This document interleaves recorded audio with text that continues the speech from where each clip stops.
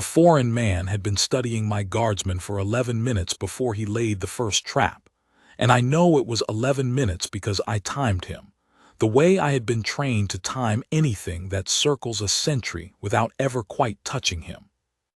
I am Owen Sturge, and in those days I held the post of Provost Captain of the Household Military Police at the Palace of Harrowgate, which is a long title for a plain duty. I kept the law inside the king's walls. Not the ceremony, not the parades, not the flowers along the forecourt rail. Those belonged to the master of the household and to men far grander than me. My work was quieter and less admired. When someone crossed a line that a soldier was forbidden to cross for him, I was the one who crossed it in his place. I watched, I recorded. And when the law required it, I removed. That morning, the whole realm of Eldermoor was polished to a shine, because the delegation of the Harris Compact had come to sign the Accord of the Northern Passage, and King Alaric meant the world to see that a small, old kingdom could stand straight-backed before a large and hungry one. Flags of 2 houses hung from the gilded rail. The forecourt stone had been scrubbed until it threw back the gray morning like water. And at the foot of the great arch, on the square of worn granite that the guard had stood upon for 200 years, my guardsman kept his post. His name was Elias Rook. Lance Corporal, 3 years in the tunic, 26 years old, and as unremarkable a man off duty as you could hope to meet. He mended his own boots, he wrote letters to a sister in the north, he laughed too loud at bad jokes in the barrack room. But in the tunic he became the thing the tunic is meant to make. Red wool without a wrinkle, brass without a smudge. The tall black bearskin sat level as a spirit line. White gloves, one resting on the rifle, the other at his side. Eyes forward, fixed on nothing and on everything over the heads of the crowd, at a point somewhere beyond the world. He did not shift his weight. He did not blink more than a man must. He stood the way the granite under him stood, and to a passing eye he might have been carved from the same stone. The foreign man had noticed him at once, and that told me something before he had done a single thing. Most visitors do not truly see the guard. They see a costume, a photograph to be taken, a curiosity as fixed as the railings. They stand beside him grinning, they hold up 2 fingers behind the bearskin, they ask him questions they know he will not answer, and then they wander off having learned nothing, because they were never looking to learn. But the Harris man had come out of the delegation's motor cars, past the bowing footmen, and instead of following his own party toward the state doors, he had drifted sideways along the rail until he stood a careful 2 paces from Rook. And then he had gone still and looked. He looked the way I look. That was the thing that pulled my eyes to him and would not let them go. He was perhaps 50, lean and unhurried, in a charcoal coat too plain for a diplomat and too fine for anyone else. His face was smooth and pleasant and entirely without warmth, the face of a man who has learned that a smile costs nothing and buys much. On the breast of his coat he wore a small enamel pin, the crossed keys of the Harris Cultural Office, and a card at his lapel named him, in 2 languages, Deputy Attaché Corvin Moss. The card said Cultural Attaché. The pin said Cultural Office. Every soft, harmless thing about him said cultural, and I had been at this work long enough to know that when a man is wrapped that thoroughly in the word harmless, someone has taken great trouble to wrap him. I stood back beneath the arch, in the shadow where my gray uniform disappeared, and I watched Corvin Moss watch my guardsman, and I felt the morning tighten around a thing that had not happened yet. He began small. That is how they always begin, the ones who know their business. He stepped a half-pace closer and tilted his head, as if admiring a statue in a gallery, and he spoke, not to Rook exactly, but at him, in the clear carrying voice of a man performing for whoever might overhear. "Remarkable," he said, "truly. You could set a clock by him. Do you suppose he is breathing?" Rook breathed, of course. The great chest under the red wool rose and fell in its slow rhythm. But he gave no answer, because a guardsman on the king's post does not answer, and his eyes stayed on their far point beyond the arch, and nothing in his face admitted that a word had been spoken to him at all. Moss smiled, pleased, and made a small note in a leather book he had produced from his coat. I saw the pencil move. I saw him glance at a slim watch on his wrist. And I understood, in the cold and certain way one understands these things after enough years, that Deputy Attaché Corvin Moss had not wandered to this rail to be charmed. He had come to conduct an examination. My guardsman was the subject. And the marks he scored would be carried back across a border in that little leather book, to men who wanted very much to know whether the old Kingdom of Eldermoor was a wall of stone or a painted screen with nothing behind it. I have thought in the years since about how strange it is that a war can be fought over a single man's stillness. Not a battle of armies, a smaller, colder thing, decided in a forecourt on a gray morning, with the whole weight of two nations resting on whether one tired young soldier in a hot wool coat would turn his head when a stranger told him to. But that is what it was, and I did not yet know how far Moss would go to make him turn. Behind me, through the tall doors, the state-rooms were filling. King Alaric would be receiving the first envoy of Viharis, a grave and clever woman named Sabine Carr, in the long gallery. The accord lay waiting on the table there, 2 copies bound in blue, needing only the ink of both realms to become real. Crown Prince Rowan was at his father's side, learning the weight of such rooms. Princess Adela, the king's sister, moved among the delegation with that steady graciousness of hers that could make a nervous man feel he had always belonged. Every eye that mattered was inside, on the treaty, which left the forecourt and the guard and the man with the leather book in a quiet the great ones had forgotten to guard. That is the country I patrolled, the quiet the great ones forget.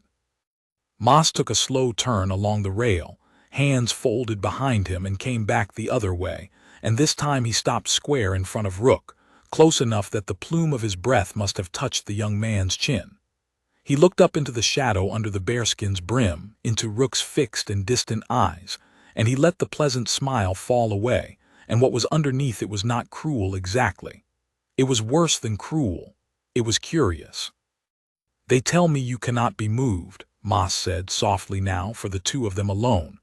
"That is the story your kingdom sells. The soldier who is more than a man, who feels nothing, fears nothing, wants nothing. A very fine story." He tilted his head the other way. "I have made a small study of fine stories.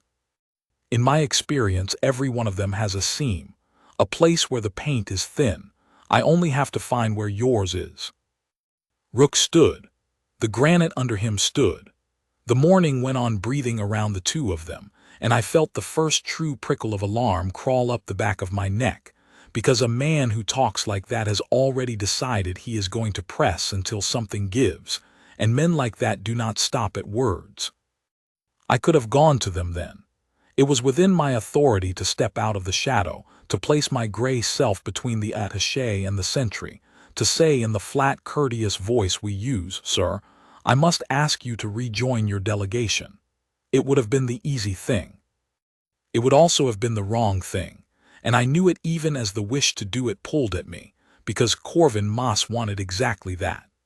If the provost came running to rescue the guard at the first hard word, then the guard could not stand alone, and if the guard could not stand alone, then the story his kingdom sold was a lie, and Moss would have written his mark and won his morning before the ink was dry on the accord.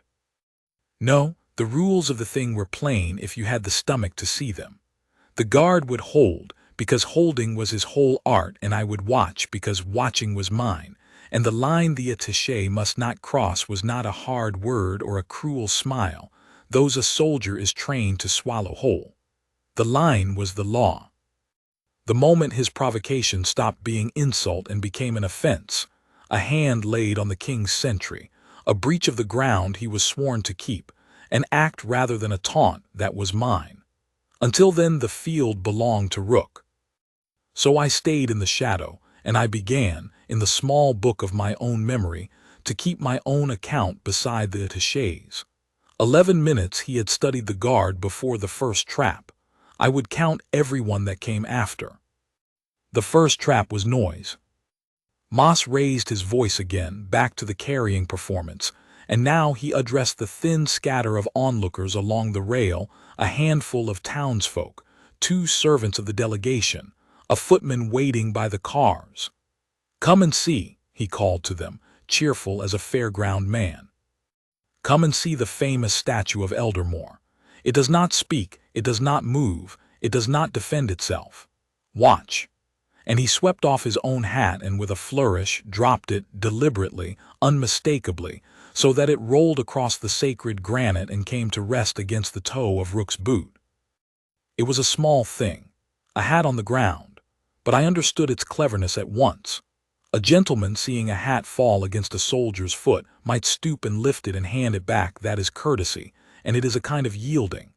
Or the soldier, embarrassed to have a stranger's hat against his boot before a laughing crowd, might glance down, might shift his foot, might in 100 tiny ways acknowledge the thing, and so admit that the world could reach him.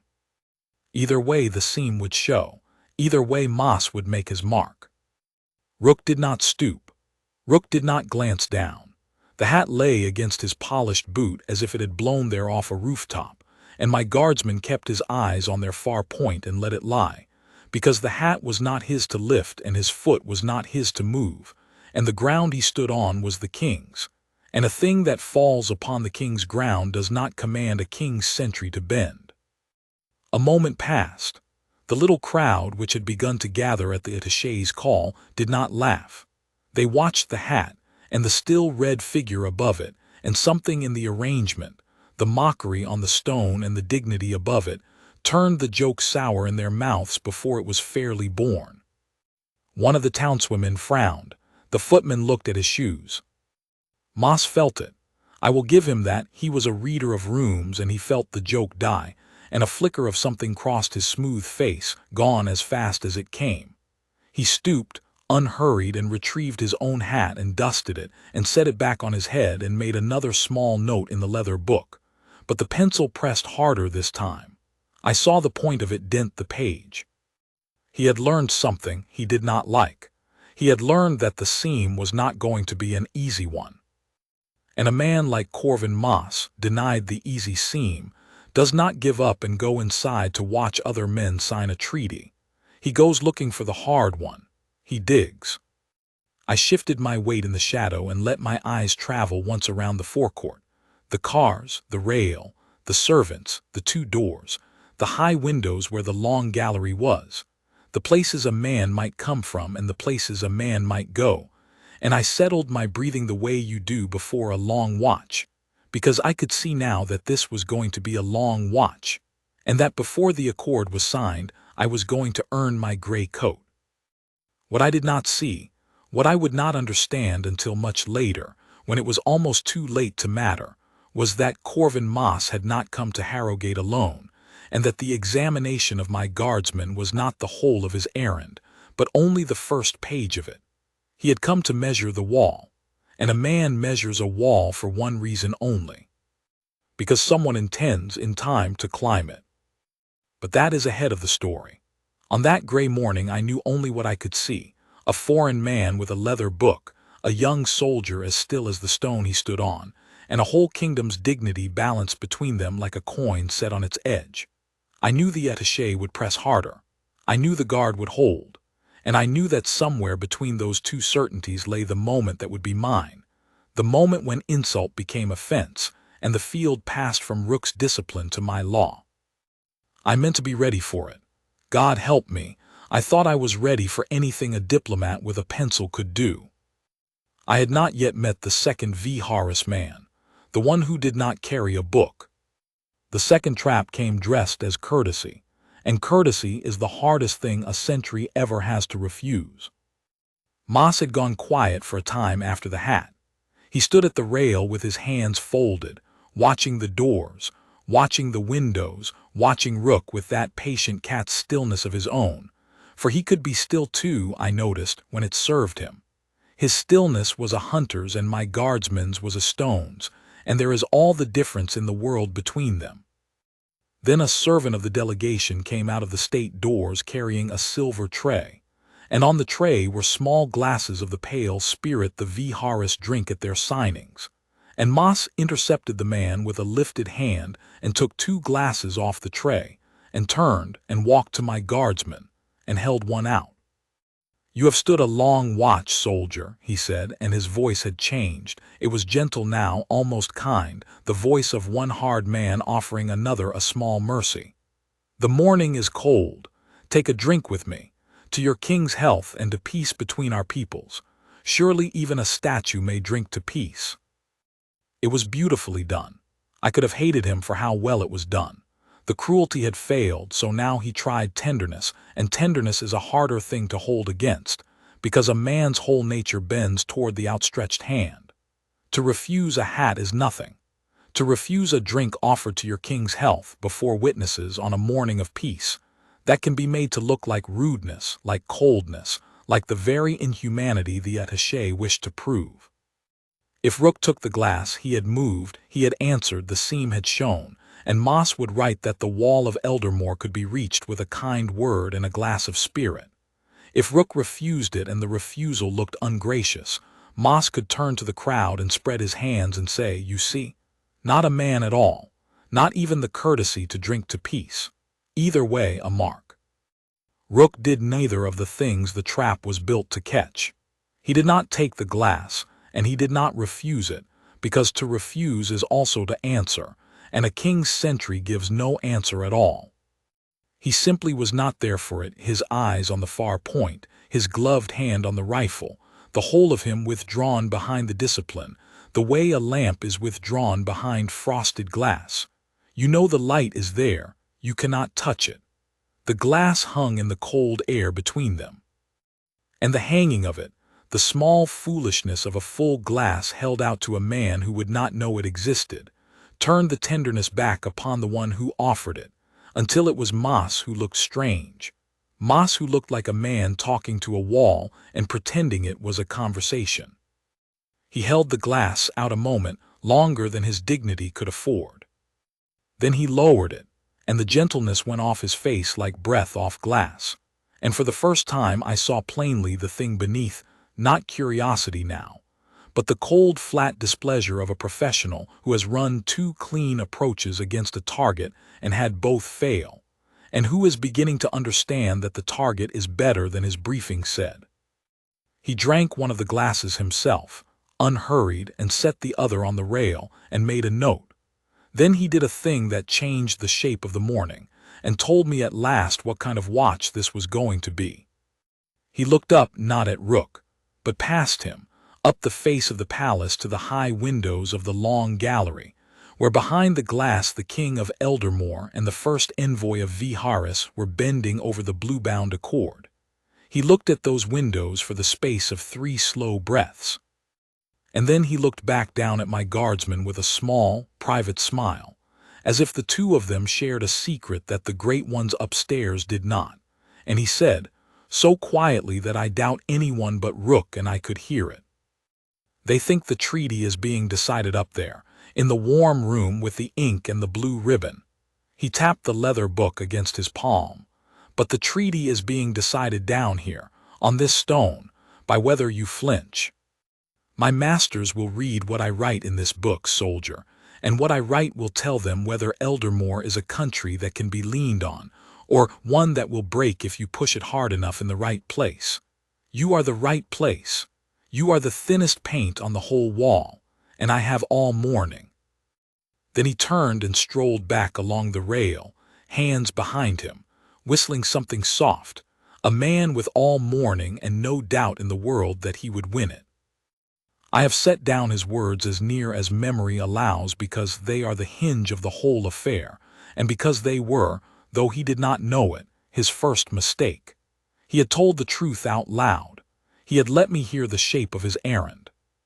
And a man in my trade lives for the moment the quarry names his own purpose, because from that moment I was no longer watching a rude diplomat annoy a sentry. I was watching an intelligence officer of a foreign power conduct a live assessment of the king's household, on the king's ground, in the hours before the king set his name to a treaty, and that is not manners. That is not even quite espionage yet. But it is the doorway to it, and I began, quietly from the shadow, to build the case that would let me close the door. I caught the eye of Sergeant Halloran, my second, who stood by the state doors in the same gray and the same shadow, and I gave him the smallest movement of 2 fingers against my thigh, our sign for mark him, hold, wait. Halloran's eyes went to the attaché and came back to me and dropped once, understood. Between us, without a word, a net began to close that Corvin Moss could not see because he was looking at the wrong quarry. He thought the contest was his skill against Rook's stillness. He had not counted the third man in the game, the one whose whole art is the law and patience and the closing of doors. But I will be honest, because this is a true account and not a boast. In that hour I was not yet easy. A case is a slow thing to build, and Moss was fast and clever and had, as he said, all morning, and the danger was not that I would fail to catch him but that he would catch Rook first, would find, in 3 hours of patient pressing, the one small human seam that every man alive carries somewhere, and would open it before the crowd, and win his mark and his morning no matter what the law did to him after. The law could remove him. The law could not unwrite what he wrote. If Rook broke, even for an instant, even once, the story of the unbreakable guard of Eldermoor died on that granite, and no removal of mine would bring it back to life. So the true weight of the morning did not sit on me, for all my watching. It sat on the young man in the red coat who did not know the half of what hung on him, and who could not be told, and who would have to carry it the only way a guardsman can carry anything, in silence, alone, on his feet, giving no sign. Let me tell you, then, what I knew of Elias Rook, so that you will understand how he was able to bear it, because it was not that he felt nothing. That is the lie the attaché believed, and it is the lie most people believe, and it is exactly wrong. The guard is not a man who feels nothing. The guard is a man who has decided, freely and daily, that what he feels will not command him. That is a far rarer and far harder thing, and it cannot be trained into a hollow man. It can only be built on top of a full one. Rook had come to the tunic out of the line regiments, from a border garrison in the cold north of Eldermoor, where the soldiering is real and unwatched, and no crowd ever gathers to photograph it. He had stood other kinds of watch there, the kind where the stillness is not for show, but for your life and the lives sleeping behind you, where a man who shifts at the wrong moment gives away a post and gets people killed. He had learned his discipline where discipline is paid for in a coin more serious than a tourist's mockery, and when he came south to Harrowgate and put on the red coat and the bearskin, the mockery of tourists could not touch what the dark and the cold had already built in him. He used to say in the barrack room, laughing, not knowing I would ever repeat it, that standing the palace post was the easiest duty in the army, because the worst that could happen was that a stranger would be rude to you, and no stranger's rudeness had ever yet frozen a man to death or overrun a line. He held the palace post lightly in his heart, and that lightness was his strength. Moss, hunting for the seam, was pressing on a wall built by a colder country than his own. But every wall has a door, and every man a seam, and I have said Rook carried one, and I had better tell you where it was, because Moss was going to find it before the morning was out. Rook's seam was not himself. A man like that has burned the softness out of his own account of the world. You cannot reach him through his comfort or his pride or his fear, and Moss had already run all 3 and struck stone. Rook's seam was other people. The very fullness that let him bear anything for his own part meant he could not bear a wrong done to someone weaker in front of him. And the tunic, the terrible discipline of the tunic, is that even then, even when the wrong is happening before his eyes, the king's sentry may not leave his post to right it but must stand and trust that the righting is another man's duty and not his. That is the cruelest edge of the whole trade. Not that the guard feels nothing, that he feels everything and may not move. I knew where Rook's seam was because I had read his file. As I read every file of every man who stood a post, I was sworn to keep the law upon, and I knew therefore a thing that Corvin Moss, for all his cleverness, could only guess at and would have to test for by trial. And I feared, standing in the shadow with the net half built and the case half made, that the attaché's next approach would stop being about the guard at all. That it would be about finding someone for the guard to fail to protect. I was right to fear it. But even I did not guess how close to home he would aim, or that the person he would use to pry at Rook's seam would come walking out of the state doors of her own free will, in the gray morning light, with no notion in the world that she was about to be made into a lever against the man sworn to keep her safe. Her name was Adela.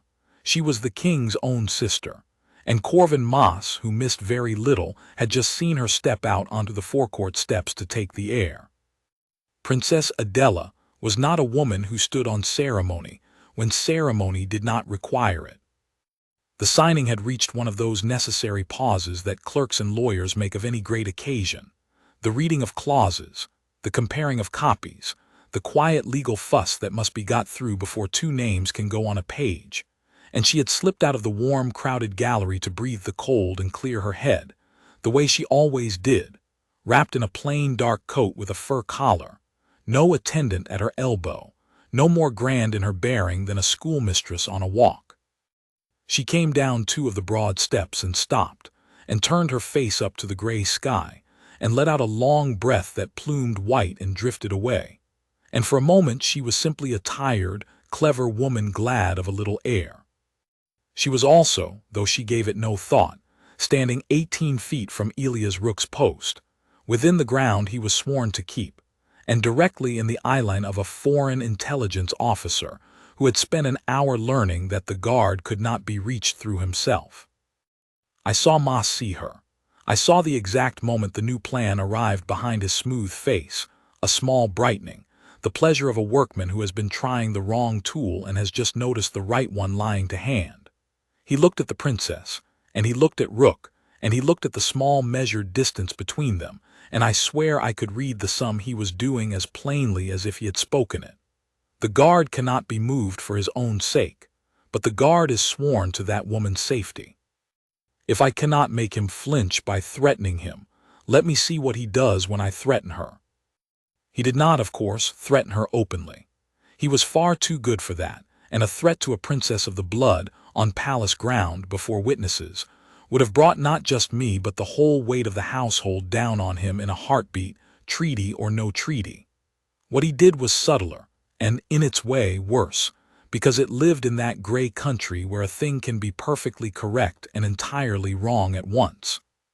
He straightened his charcoal coat and fixed his pleasant smile back on, and walked, unhurried, a diplomat approaching a member of the Royal House to pay his respects, nothing in the world more natural, straight toward Princess Adela on the steps.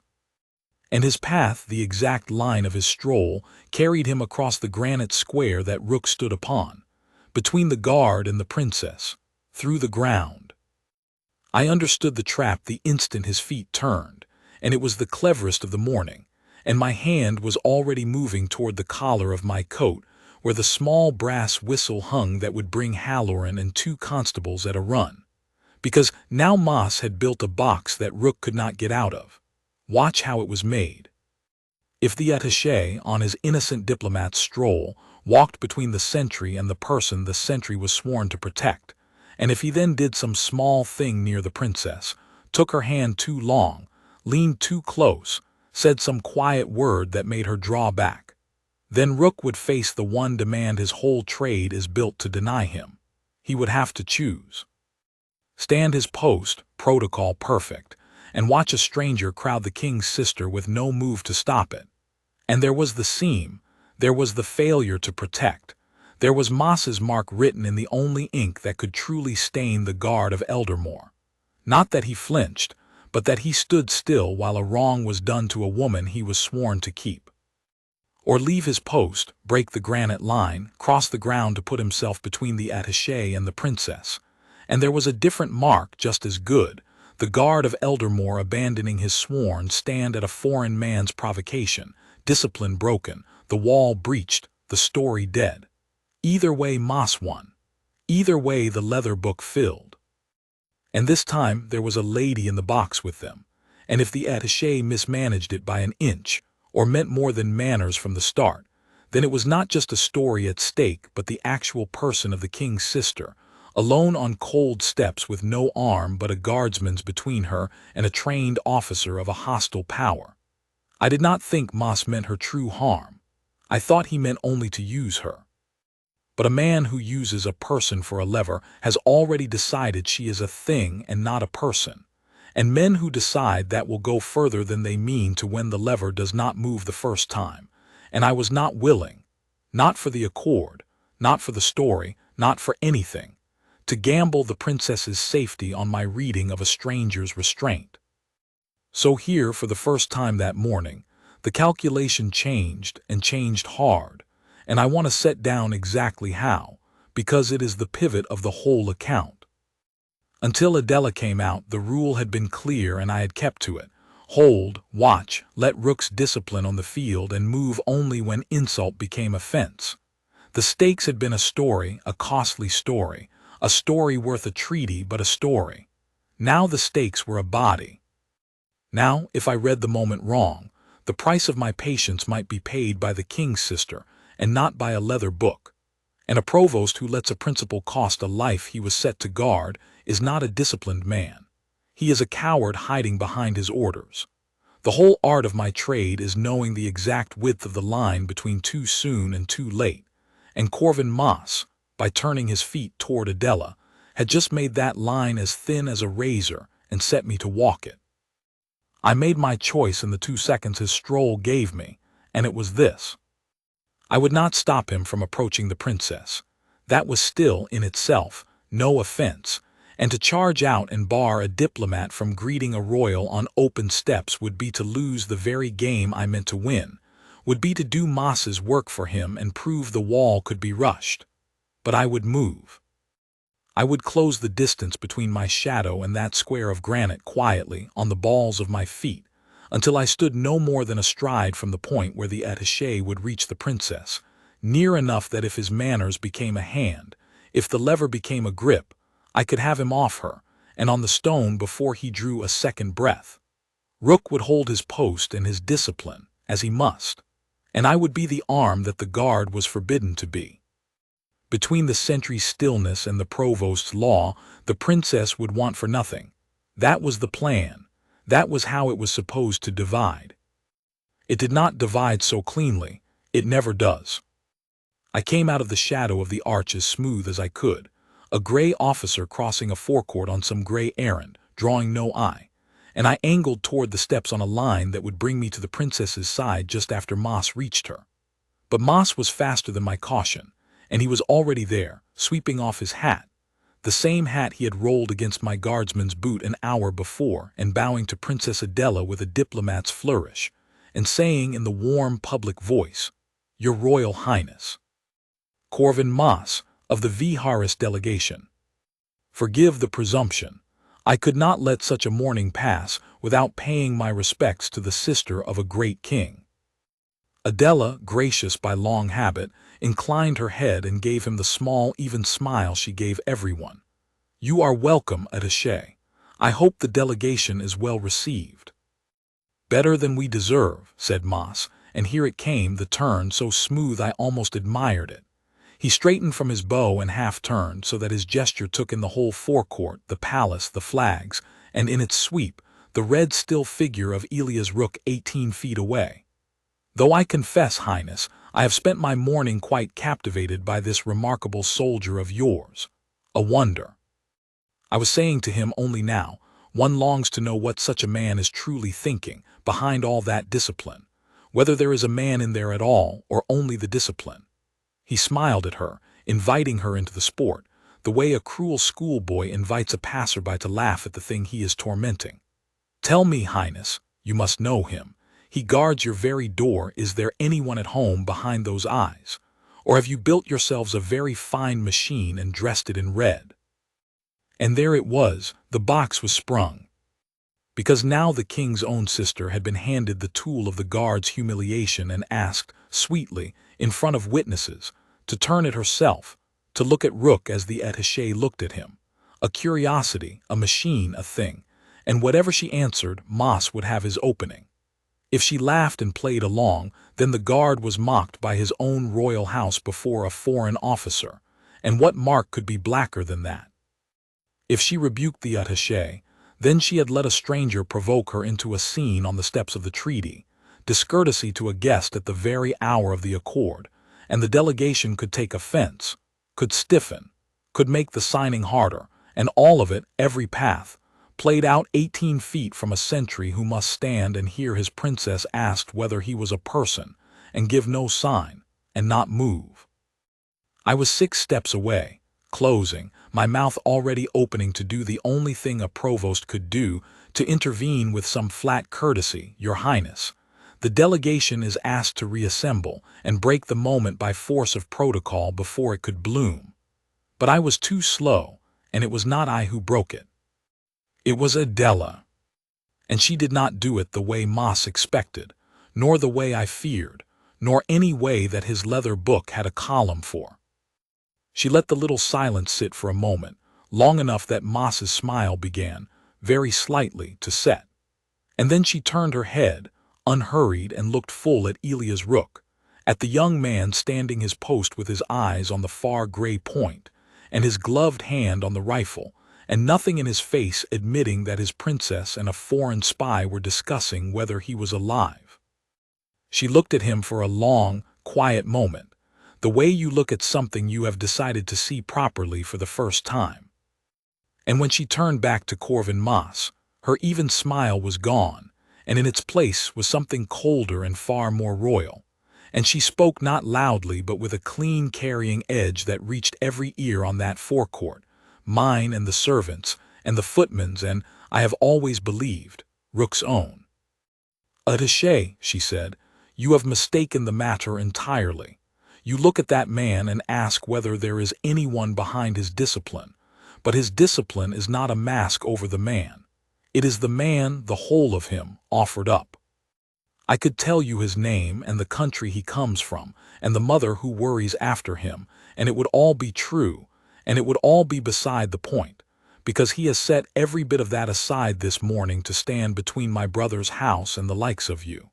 That is not a machine. A machine cannot choose to be still. Only a man can choose it, and only a strong one can hold it, and the fact that you cannot see the strength for the stillness tells me a great deal about you, sir, and nothing whatever about him." She let that land. Then she added, quiet as a closing door, "You have been trying all morning to find out whether he will break. I could have spared you the trouble. He will not. But I begin to wonder, attaché, how long you will last." And she inclined her head a precise, dismissive half-inch, and turned, and went back up the steps into the palace, leaving Corvin Moss standing on the king's granite with his hat in his hand, and his leather book suddenly very heavy in his pocket, and his box, the beautiful box he had built to catch the guard, sprung shut on nothing at all. I stopped where I was, 6 steps off, and did not close the last of them, because the danger to the princess had walked back through the state doors, and there was no longer an arm needed on those steps. But I did not go back to my shadow either. I stood in the open, gray and plain, and I let Corvin Moss notice me, let him feel, for the first time, that his morning had gained a second watcher, and that this one was not a target but a hunter, and that the hunter had been standing close enough to hear every word. It is a thing I do sparingly, the letting myself be seen. Used at the right moment, it is worth more than any number of constables. I meant for Moss to understand, without a syllable spoken, that the law of Harrowgate had marked him, and was awake, and was near. He understood. He was too clever not to. He put his hat back on slowly, and his eyes met mine across the granite, and for a moment the two of us simply looked at each other, the intelligence officer and the provost, each recognizing his own kind in the other, and there was almost a courtesy in it, the grim professional courtesy of men who do hard, quiet work and know one another's trade. Then he smiled his pleasant smile and gave me the smallest of nods, and I knew from that nod that he had decided something, and that whatever he had decided was going to be worse than everything that had come before. Because Corvin Moss had come to Harrowgate to bring home a mark. He had wagered his own standing, in front of his own first envoy and his own masters, on his ability to crack the guard of Eldermoor and prove the kingdom hollow. And now, after an hour and more, he had nothing in his book but a hat that would not be bent to lift, a drink that would not be answered, and a princess who had used him for a whetstone and walked away. A lesser man would have counted his losses and gone inside to watch the signing and salvage what dignity remained. But Moss was not a lesser man, and I had learned, in a life of watching such men, that the truly dangerous moment is never when the professional is winning. It is when he has lost, and cannot afford to have lost, and begins to reach past the rules he has kept so beautifully all morning, begins to gamble the discipline that made him formidable against the one big reckless throw that might yet turn the day. That was the man I was looking at now. A gambler down to his last coin, on someone else's ground, with a whole delegation's opinion of him hanging on the next thing he did. And now, at last, I will tell you about the second V. Harris man, because it was here that he stepped out of the story's shadow and into mine. He had been on the forecourt the whole while, and I had marked him early and set him low on my list, because he had done nothing but stand by the delegation's cars with the drivers and the security men, a big quiet fellow in the same charcoal as Moss but built like a door, with the flat patient watchfulness of a bodyguard. His card, when I later took it, named him a logistics officer of the delegation, which is the sort of title they give the men whose true work has no polite name. Through the whole of Moss's performance this second man had not moved from the cars, had not so much as turned his head, and that stillness of his, I see it now, should have told me more than it did, because it was not a servant's idleness. It was a soldier's economy. He was saving himself. He was waiting to be needed. After the princess went in, Moss walked, unhurried, back down the forecourt toward the cars, and he passed close by the big man, and though his lips barely moved I saw him speak, 3 or 4 words, and I saw the big man's eyes flick once to Rook and once to the state doors and once, briefly, to me. Then Moss walked onto the rail as if nothing had happened, and took up his old post opposite my guardsman, and produced the leather book again. But the book, I understood now, was a prop. The examination by pencil was over. Whatever Moss had decided, it was going to be settled not on the page but on the stone, and the big quiet man by the cars was part of how. I did not yet know the shape of it, but I knew enough to move my own pieces, and I moved them the only way our trade allows on such a morning, quietly, loftily, giving nothing away. I turned as if bored, a provost with an idle hour, and I walked back toward the state doors, and as I passed Sergeant Halloran in his shadow, I spoke low and level without looking at him. The big one by the cars is the danger now, not the talker. I want 2 constables drifted out to the forecourt on some errand, flowers, the flags, anything, inside 3 minutes, and I want them between those cars and the guard's post before the next quarter strikes. No haste, no uniforms hurrying, just there. Halloran breathed, "Sir," and was gone, and I went on through the doors and doubled back along the inner colonnade to a window that gave me the whole forecourt at an angle Moss could not see me from, and I settled to watch the last act come, because I could feel it coming the way you feel weather. It came at the changing of the light. The morning had been building toward the moment when the accord would be carried out onto the forecourt steps for the 2 realms to see it signed in the open air. That was the plan of the day, the great public flourish, King Alaric and first envoy car side by side beneath the arch with the blue-bound treaty on a small table, and the flags above, and the guard, Rook's guard, standing his ancient post not 10 feet from where the 2 names would go on the page. It was to be the image the whole affair was built to make, the small proud kingdom and the great power, equals under the old stone, and the immovable red sentry standing witness to a peace. Every camera the delegation had brought would be on those steps, every eye that mattered. And Corvin Moss, I understood with a cold turn of the stomach, had chosen that exact moment, the moment of most eyes, most cameras, most weight, to make his last reckless throw. If he could break Elia's Rook in that instant in front of the 2 realms and every lens, Then it would not matter that he had failed all morning in private. The only failure that would be remembered was the guards, on camera, at the signing, and it would be worth more to his masters than 100 pages of leather book. He had stopped playing for a mark. He was playing to poison the whole occasion, to turn the image of the proud kingdom into an image of a soldier breaking, and to carry that home instead of the peace. The doors opened.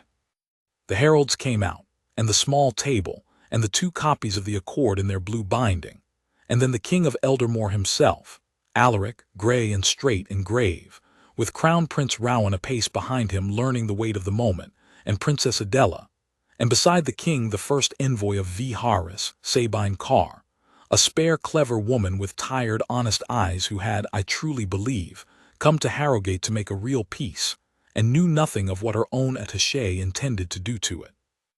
They came out into the grey light, and the flag stirred, and the little scatter of the morning's crowd had grown, drawn by word that something was to happen, and the delegation's men raised their lenses, and there, 10 feet from the table on his square of 200-year-old granite, stood Lance Corporal Elias Rook, red and still and perfect, the witness the whole image needed.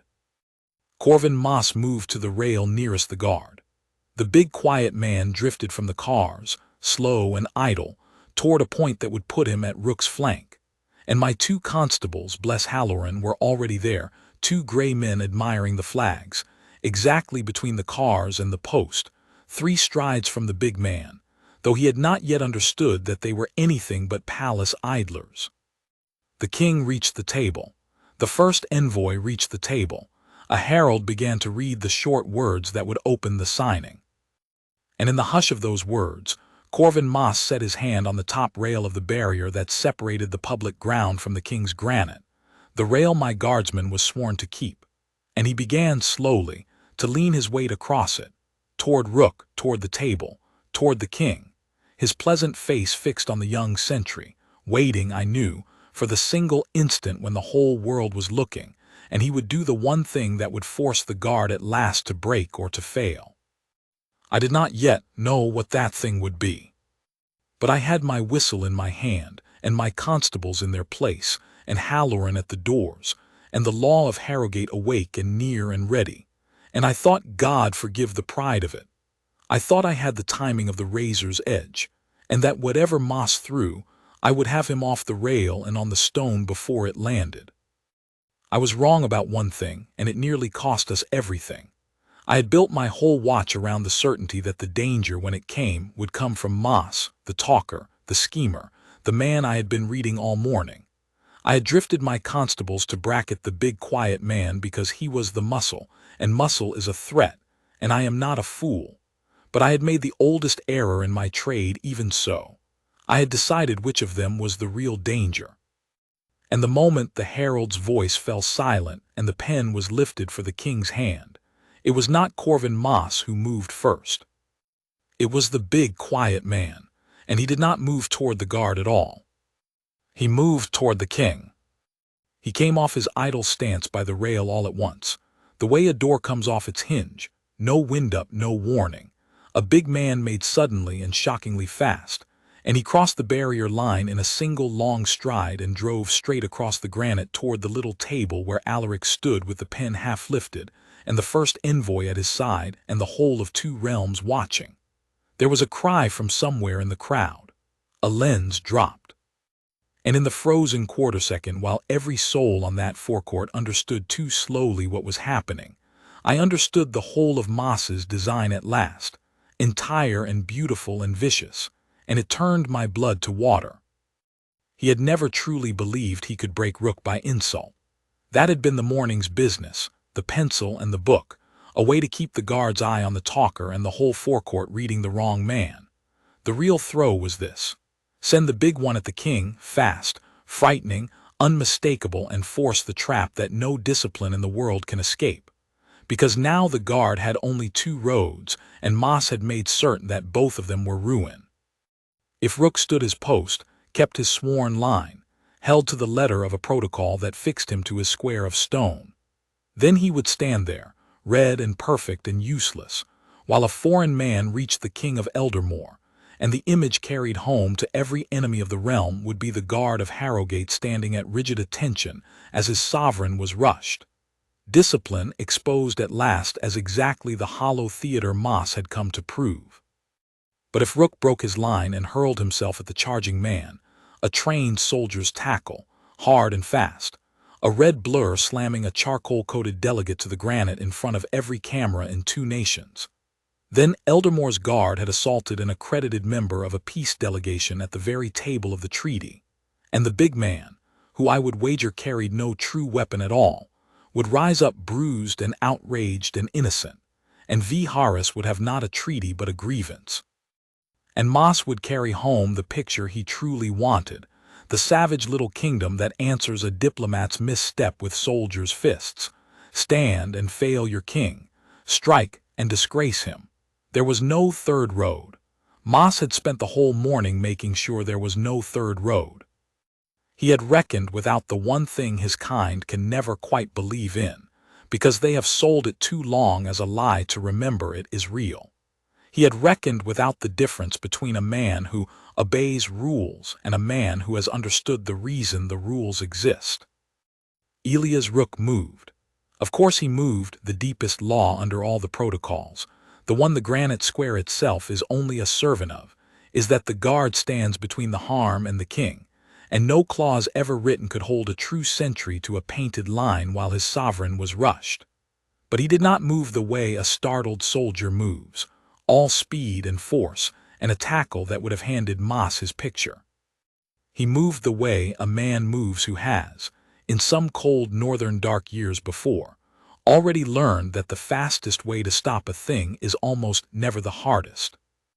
He came off his post in one economical step, not a lunge, a step, sideways and forward, the whole of his weight arriving exactly on the line between the charging man and the king. And he brought the rifle across his body, both gloved hands, flat and level, not as a club and not as a bayonet but as a bar, a length of steel and wood held crosswise at the height of a running man's chest, and he set his back foot against the granite he had stood on for 200 mornings. And he became, in the space of a single breath, precisely what he had been all along, only now with the whole meaning of it made visible, a wall. Not a soldier throwing a blow, a wall arriving where a wall was needed. The big man ran into him, and the morning rang like a struck anvil. It was not gentle. A large man at a dead run met a braced one behind a barred rifle, and the sound of it was real, and the charcoal-coated man's own speed did to him most of what was done. He folded over the level bar of the rifle, breath driven out of him in a great grunt, and rocked back and sat down hard on the king's granite with the stunned blank face of a man whose plan has just collided with something more solid than his plan allowed for. But mark what Rook did not do, because it is the whole of the thing. He did not strike the man. He did not follow him down. He did not so much as lift the rifle a hair above the level bar it had become. Having stopped the charge, he simply held the bar across, the back foot set, the red wall standing exactly on the line between the fallen man and his king, immovable now against a man on the ground as it had been immovable against a hat and a glass and a princess's question. And he waited, giving the stunned man on the stone no violence to cry out about and no gap to lunge through, offering the cameras of 2 nations not a soldier's brutality, but a soldier's restraint made flesh. A guard who had stopped a charge at the king with the exact force required to stop it, and not 1 ounce more, and who now stood over the wreck of the scheme as calm and blank and disciplined as he had stood over an insult at dawn. That was the moment Moss lost. Not because his man was down, the man being down was survivable, was even usable, a delegate roughed up by soldiers. He lost because there was nothing to use. There was no fist, no fury, no gap, no picture of savagery. There was only a young man in a red coat standing where a young man in a red coat is supposed to stand, having done, with terrible economy, exactly and only his duty. The image that went home to 2 nations was not the one Moss had built the whole morning to make. It was the opposite of it. It was the wall of Eldermoor proven real in the one instant it was truly tried. And into that instant, From the shadow of the colonnade and the flank by the cars and the doors and the rail, came the law. I have been asked since why the household military police were so fast that day, as if there were some magic in it. There was no magic. There was a morning of watching, and a provost who had marked both men early, and 2 constables drifted into place by a rail an hour before they were needed, and a surgeon at the doors with his eye on my hand, and the single hard rule of our trade, that you do not build your net where the trouble is, you build it where the trouble will be, obeyed for once exactly right. The instant the big man crossed the barrier line he passed, in law, out of the country of accredited guests, and into the country of men who have committed a violent breach on royal ground, and the terms under which every soul of that delegation had been admitted to Harrowgate, terms their own first envoy had signed, were plain about what became of such a man. He belonged now to me. We took him first. 2 constables and Halloran on the man still sitting winded on the granite, not roughly, there was no need for rough. He had no fight left and we gave him no cause to find one, a hand under each arm, a hand at the collar up onto his feet and turned and walked, quick and quiet and correct, off the king's stone and away toward the low arch in the guardroom beyond it, before the echo of the anvil ring had fairly died. Not a shout, not a raised weapon, not a word. That is the thing the whole realm remembered afterward, the thing that got into the very title of the story as it was told and retold, that the household military police took the man without a word. But there is no mystery in the silence. The silence was discipline, the same discipline, the guards and the provosts grown from one root. For the answer to a man who came to Harrowgate to make a great deal of noise and prove us hollow was to give him no noise at all. Only the quiet, certain, wordless machinery of a law that did not need to raise its voice, because it had never for one moment been in doubt. And Corvin Moss, the talker, the schemer, the man with the leather book, still leaning across the rail with his pleasant face gone slack as he watched his whole design carried winded and silent off the stone, Corvin Moss I took myself. I did not run at him, I did not seize him. I walked up to the rail where he leaned, an ordinary gray officer on an ordinary gray errand, and I stood close beside him, close as he had stood beside my guardsman at the dawn of the day, and I looked out over the forecourt with him for a moment as if we were 2 men admiring the view. Then I said, low and level, in the flat courteous voice we keep for exactly this, Attaché Moss, by the terms your first envoy signed for the safety of this house, I must ask you to come with me. You may walk and keep your dignity, and no hand will be laid on you. Or you may decline, and I will have you carried as your man was carried. Choose now. He looked at me. All the pleasant smoothness had drained out of his face, and what was left under it was the true face at last, the tired, flat face of a professional watching the certain loss come in, and there was in his eyes, I will not pretend otherwise, a flicker of that grim professional courtesy again. One hard, quiet man acknowledging that another hard, quiet man had on this ground on this morning simply been better at the work. He straightened off the rail. He set his hat level on his head, and he came. He walked beside me off the forecourt, unhurried, dignified, silent, a man with all morning who had run clean out of it.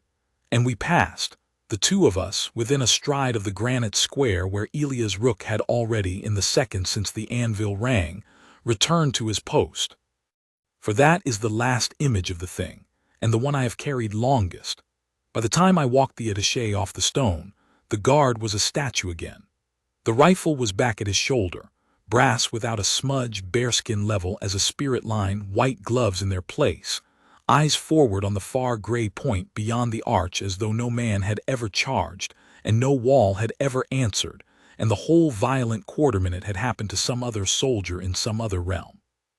He had done his duty for the length of one breath, with the exact force it required, and then he had laid it down and picked up his stillness again, as easily as a man shrugs a coat back onto his shoulders. Moss looked at him as we passed. I felt the attaché's step check just slightly, and I knew he was seeing at last the thing Princess Adela had tried to tell him on the steps and he had been too clever to hear. that the stillness was not the absence of the man but the whole of him, offered up, that he had spent his morning searching a wall for the seam where the paint was thin, and the wall had none, because it was not paint. It was stone all the way down.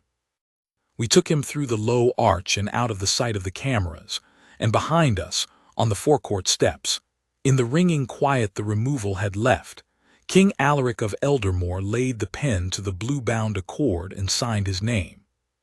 The guardroom at Harrowgate is a plain stone room with a plain wooden table, and I have conducted a good deal of quiet business across that table over the years, and none of it stranger than the hour I spent there with Corvin Moss while, above and beyond us, a treaty was being sealed that he had crossed a border to poison. He sat where I put him. He did not bluster, and he did not plead. Those are the arts of men who still think there is a game to be played, and Moss had the professional's clear eye and knew the game was finished. His man, the big quiet one, whose name on his card was Deller, and was very likely no more his true name than Moss's title was his true trade, sat cuffed and silent in the next room under Halloran's eye, and had, as I had suspected on the granite, carried no weapon at all. The gate search at dawn had been thorough, and whatever else the delegation had risked bringing into Harrowgate, they had not been fools enough to bring steel through my guardsmen's hands.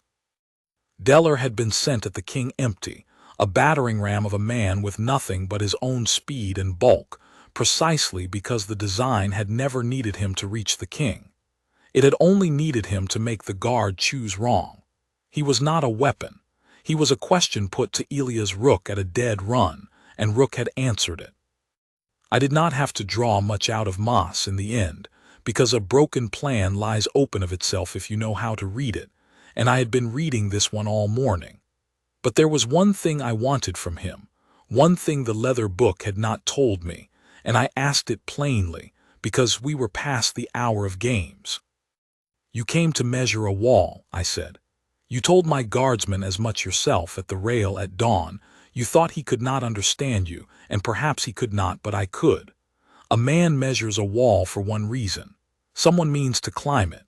So I will ask you once at Ashay, and your answer will decide a great deal about the rest of your day. What were your masters going to do with the measurement?" He looked at me a long moment. And then, because he was finished, and because I think some part of even that cold man was tired of the whole grinding trade of it, or perhaps only because he judged that a small truth given freely now might buy a softer landing later, he told me. Not the whole of it. Men like Moss never have the whole of it. That is the safety their masters build them. But enough. The accord of the Northern Passage was not, his masters believed, a peace at all. It was a test, Eldermoor's test of whether the great compact of V. Harris could be dealt with as an equal or must be endured as a master. And the men who had sent Moss did not want the small kingdom to come away from Harrowgate believing it had stood as an equal. They wanted it to come away having glimpsed its own hollowness, a court of ceremony and old stone with nothing hard underneath, a realm whose famous discipline was a costume that came apart the moment a determined man pulled at the threads. If they could carry home the picture of the guard of Eldermoor breaking at the signing table, then in every hard bargain the two nations struck for a generation after, V. Harris would sit down knowing, and Eldermoor would sit down doubting, and a doubt like that at a bargaining table is worth more than a fleet. That was the wall Moss had come to measure, and the climb his masters meant to make of it was not a wall of stone at all but a wall of confidence, the belief, in 100 rooms over 100 years, that the small kingdom could be leaned on and would not give. He had come to prove it would give, and he had proven before two nations and every lens the exact and opposite thing. I let him finish, and I wrote it down, all of it, in my own plain hand, and I read it back to him and asked him if it was true, and he said, with the ghost of his old pleasant smile, "It is true enough that you will make it stick, Provost, which is all either of us has ever asked of a truth." And I could not help it. I gave him back a small measure of the grim courtesy, because he had done his hard work well and lost it fairly to a man who did his better, And there is no profit in grinding a beaten professional's face in the dirt. That is a thing amateurs do. I had what I needed. The rest was for graver men than me. The graver men came within the hour, and the first of them was the first envoy of V. Harris herself. Sabine Carr came down to the guardroom without her aides, still in the gray she had worn to sign the treaty, and she stood in the doorway and looked at Corvin Moss across the plain table for a long, cold moment. And I have rarely in my life seen one person look at another with a contempt so complete and so controlled.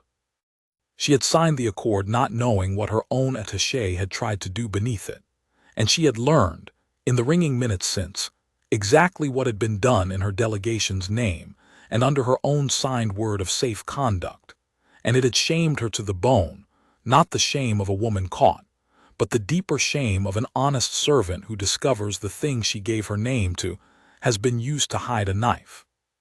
When she spoke to Moss it was in their own tongue, quick and low and final, and I did not need a word of it to read the sentence in it. And then she turned to me and spoke in mine, and what she said I have kept these many years as the truest measure of how the morning ended. "Provost Captain," she said, "this man is not of my mission, whatever his card says, and I will state as much under my own hand and seal to your king before I leave this house. The directorate placed him among us. They did not tell me why. I see now that they used my honest treaty as their cover, and I will have a reckoning with them for it that is no concern of yours. As for the man himself and the one you hold beside him, I withdraw from them, here and now, every protection of my delegation and every claim of my flag. They came to Harrowgate as my guests. They are not my guests. Do with them as your law provides for men who have offered violence to a king under a false peace. My mission will make no complaint, raise no grievance, and demand no return of them. On my honor, and on the honor of the compact that these men have used and shamed, I am ashamed, and I am sorry, and your soldier," here she paused, and something moved in her tired, honest face, "your soldier on the stone this morning did my nation a greater service than my treaty, though your nation is the one that will remember it. He gave the lie to the worst thing my own masters believe about yours. I hope you know what you have in him." I told her that I did, and I have thought since that of all the things said on that long gray day, the first envoys were the ones that mattered most, because a scheme like Moss's does not truly fail when the schemer is caught. It fails when the honest people on the other side of it are ashamed of it. That is the only failure that lasts. V. Harris carried home from Harrowgate not the picture of a hollow kingdom, but the memory, in its own first envoy's mouth, of a shame. And I would wager that memory sat down at more bargaining tables in the years after, and weighed more than any fleet. The rest was procedure, and I will pass over most of it, because the machinery of the law is dull to any but the men who turn it, and this account is not about the machinery. Corvin Moss and the Mandeller were declared, by the king's own word before that day was out, persons no longer suffered within the realm of Eldermoor, put out of the kingdom under guard, quietly, without a word to the cameras, which had by then been gently and firmly relieved of a good deal of what they had caught, and sent home with only the pictures the king's household chose to let them keep. The two realms at the table, the pen, the blue ribbon, the peace. The image Moss had come to make was never made, because the men who might have made it were carried wordless off the stone before it could be, and the only picture that went out into the world was the one the truth deserved. That, too, was the law's quiet work, and I am not ashamed of it. A lie has no right to a photograph. But there was one piece of that day's business that was not procedure, and that I would not pass over for anything, because it is the true end of the story and the reason I have set the whole of it down. It concerns the king and the guardsmen, and a thing that happened after the cameras were gone, and the delegation's cars had rolled out through the gates, and the great gray afternoon had settled back over Harrowgate as though no anvil had ever rung on its stone. Elias Rook had stood his post the whole time.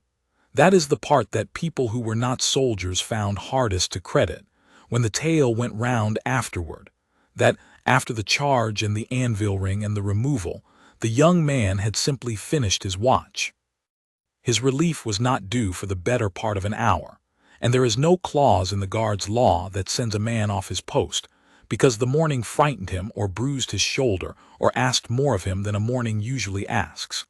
And so he stood, red and still and perfect, through the signing and the speeches and the slow filing away of the great ones, exactly as he would have stood through an ordinary empty morning with nothing in it but pigeons and the cold. I looked in on the forecourt twice from the colonnade in that hour, once while I was still busy with moss and once after, and both times he was as I had left him. The far gray point, the level bearskin, the gloved hand, and both times something in my chest went tight and proud at the sight of him. This junior soldier 3 years in the tunic who had held a whole kingdom's dignity on his 2 set feet, and did not appear to know he had done anything at all. When his relief came at last and marched him off, the king was waiting. Not in state, that is the thing. Alaric had put off the grand coat and the chain of the signing, and come down in a plain dark suit, an old man in the gray afternoon, and he stood in the small stone yard behind the guardhouse, where the men come off the post and hand in their rifles and become, for a few hours, ordinary again. I was there, because it is my yard and my business who comes and goes from it, and I saw the whole of it, and I will set it down plainly because plainness is the only fit dress for it.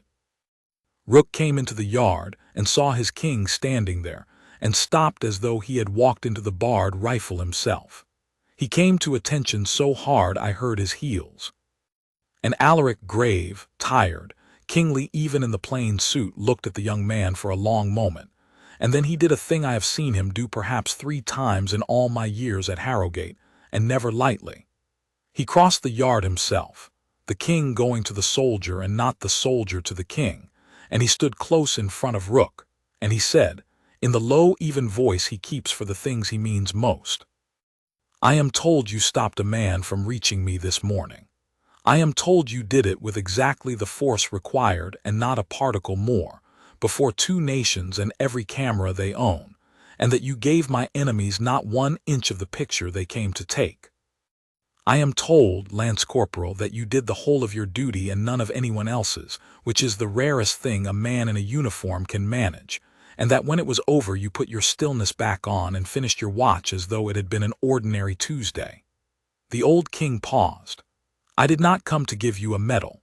The household will see to the medals, and to the promotion, and to all the noise in due course.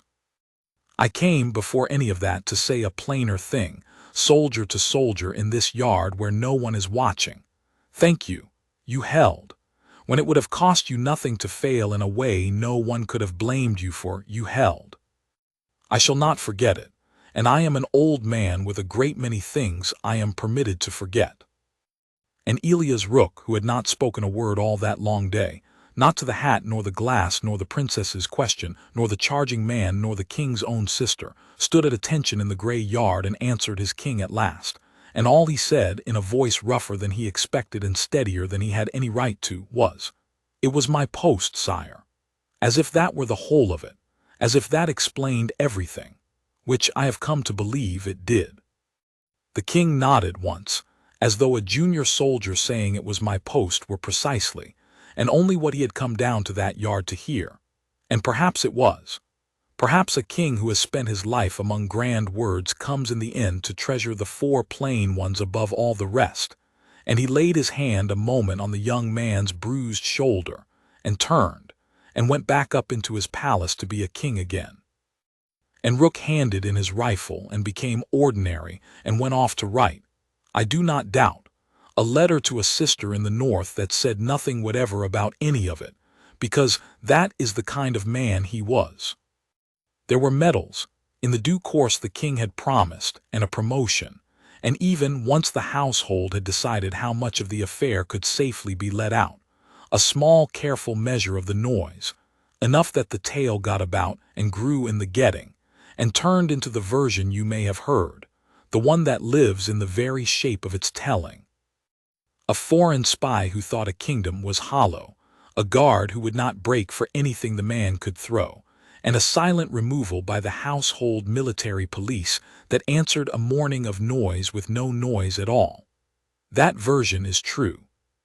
I have only filled in here the parts that were mine to see, the 11 minutes I timed at the dawn of it, the razor's edge I walked when the princess came out, the moment I made the oldest mistake in my trade and picked the wrong man for the danger, and the young soldier who did not make that mistake or any other, and who taught me, though he will never know it, a thing I had been too long in my hard trade to have kept clear. I will end on the thing he taught me, because it is why I have written the rest. I had believed before that morning that the law was the strong part and the ceremony the soft part, that men like me, who watch and record and remove, were the iron of Harrowgate, and men like Rook, who stand in red coats to be photographed, were its decoration. I had it exactly backward, and Corvin Moss, of all people, was the one who showed me, because he understood the truth of it better than I did and came a very long way to try to prove it. The whole strength of a kingdom, he knew, is not in its provosts and its law and its quiet removals. Those are only the machinery that clears up after strength has done its work. The strength itself is the belief, held in 100 rooms over 100 years, that when the small kingdom is leaned on, it will not give. And that belief does not live in the law. It cannot. The law is only ever the answer to a wrong already done. The belief lives in the man on the stone, the one who has tried first and hardest and most publicly, the one whose whole art is to be leaned on and not give, and it lives or dies in the single instant he is truly tried. Moss came to Harrowgate to kill that belief at its root, and he chose his ground rightly, and he pressed on exactly the place where a kingdom's confidence is thinnest and most exposed. Not the treaty room, not the throne, but a young soldier alone on a square of granite. He was a clever man. He was only wrong about the one thing his kind is always wrong about. He thought the thinnest place was the weakest. And it was the strongest place in the whole realm, because the realm had put its strongest man there, and told him nothing of what he carried, and trusted him to carry it. And he did, in silence on his feet, for the length of one breath and the length of a whole gray day, and then he handed in his rifle and went to write to his sister. The household military police removed the foreign agent without a word. That is the title of the tale, and it is a true one, and I am proud of the work my men and I did that morning, quick and lawful and quiet. But I have never once let it be said in my hearing that the law was what saved the day at Harrowgate, because it was not, and the law itself would be the first to tell you so. The law only carried off the wreckage. The day was saved before ever I laid a hand on Corvin Moss, saved on a square of 200-year-old granite, by a man who did not move when a stranger dropped a hat against his boot, and did not answer when a stranger offered him a glass, and did not flinch when a princess was made a lever against him, and moved once, exactly once, with exactly the force required when his king was rushed, and then became a wall again as if nothing at all had happened. He held. That is the whole of it. When it would have cost him nothing to fail in a way no one could have blamed him for, he held. And a kingdom that can put a man like that on its worst stone and trust him and be right to trust him does not need to raise its voice to be believed. It only needs to stand there, red and still and perfect on the granite in the gray morning light, and let the men who came to lean on it discover, quietly and without a word, exactly what it is made of, all the way down. Stone all the way down.